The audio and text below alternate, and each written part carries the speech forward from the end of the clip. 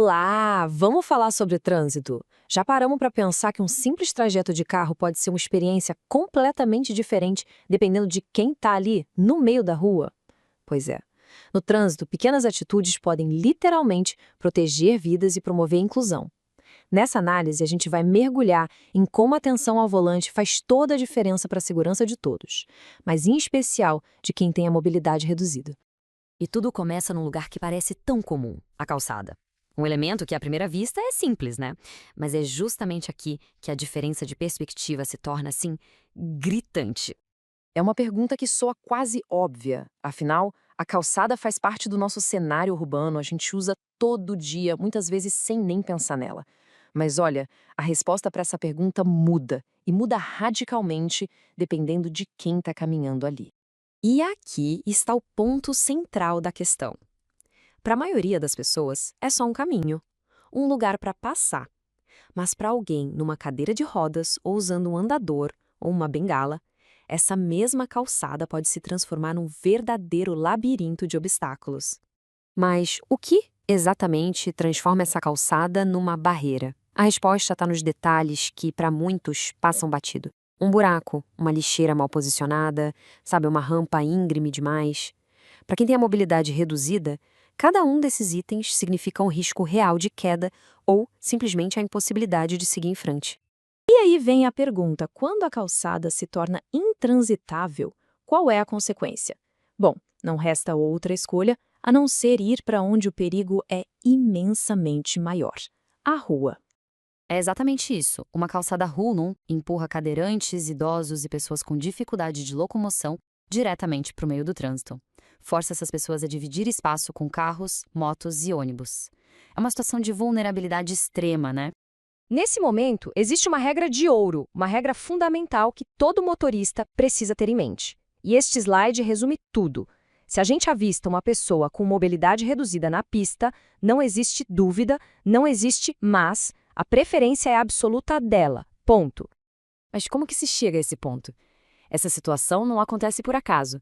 Ela é o resultado direto de um planejamento urbano que, muitas vezes, esquece da acessibilidade. É a falta de rampas, são obras que bloqueiam passagens e, claro, uma fiscalização que não é tão efetiva quanto deveria. Então, se a infraestrutura da cidade falha, a responsabilidade de evitar uma tragédia recai sobre quem está ao volante. Vamos então analisar qual é o papel fundamental de cada motorista nessa equação. Existem 4 ações que são vitais. A primeira, viu a pessoa, reduza a velocidade na hora. Em seguida, mantenha uma distância lateral segura, dê espaço. Também é crucial tentar antecipar os movimentos. A pessoa pode precisar desviar de um buraco, por exemplo. E por fim, uma coisa muito importante. A buzina nunca, jamais, deve ser usada para apressar. Além de ser agressivo, o susto pode desestabilizar a pessoa e causar um acidente sério. E aqui está o ponto-chave. A atenção ao volante deixa de ser só uma gentileza, sabe? Ela passa a ser uma forma de compensar um ambiente que é perigoso para os mais vulneráveis. O motorista, com sua cautela, se torna a segurança que a cidade não está oferecendo naquele momento. E essa lógica se aplica a várias situações do dia a dia. Numa ladeira, o esforço físico da pessoa é enorme, então é preciso dar mais espaço. Ao ver alguém atravessando mais devagar, a atitude correta é parar bem antes da faixa e esperar com paciência. E o mais básico de tudo, vagas e rampas exclusivas são ferramentas essenciais de acessibilidade. Bloquear uma vaga ou uma rampa é, na prática, tirar o direito de ir e vir de alguém. Tudo isso nos leva a um conceito que vai muito além das regras de trânsito. É sobre uma mudança de mentalidade, que tem como base a empatia. Mas o que significa empatia no trânsito, na real? É a capacidade de olhar para outra pessoa e não ver só um obstáculo, mas sim compreender as dificuldades que ela enfrenta para fazer um trajeto que, para muita gente, seria algo super simples. E essa frase aqui no slide, olha, ela captura a essência da questão. O ritmo de cada um pode ser diferente, claro, mas o direito à segurança, ao espaço e ao respeito na rua é absolutamente igual para todos. Sendo assim, a empatia no trânsito deixa de ser um ato opcional de bondade, uma coisa que a gente faz quando está de bom humor. Não. Ela se transforma numa ferramenta de cidadania. Vira uma responsabilidade social fundamental para a segurança coletiva.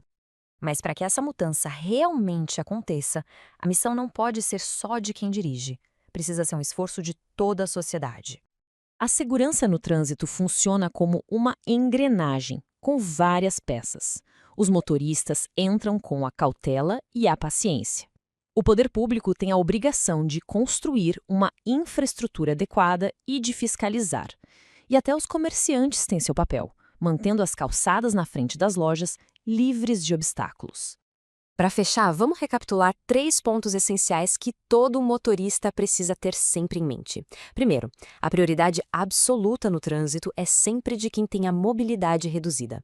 Segundo, é fundamental lembrar que essas pessoas estão mais vulneráveis por causa de falhas na estrutura da cidade. A culpa não é delas. E terceiro, as atitudes ao volante têm um impacto direto e gigantesco na segurança de todo mundo. No fim das contas, construir uma sociedade que seja acessível de verdade é um processo contínuo. Ele começa com o respeito de cada um, exige uma estrutura física adequada das autoridades, mas ele só se consolida de fato quando existe uma consciência coletiva que envolve todo mundo.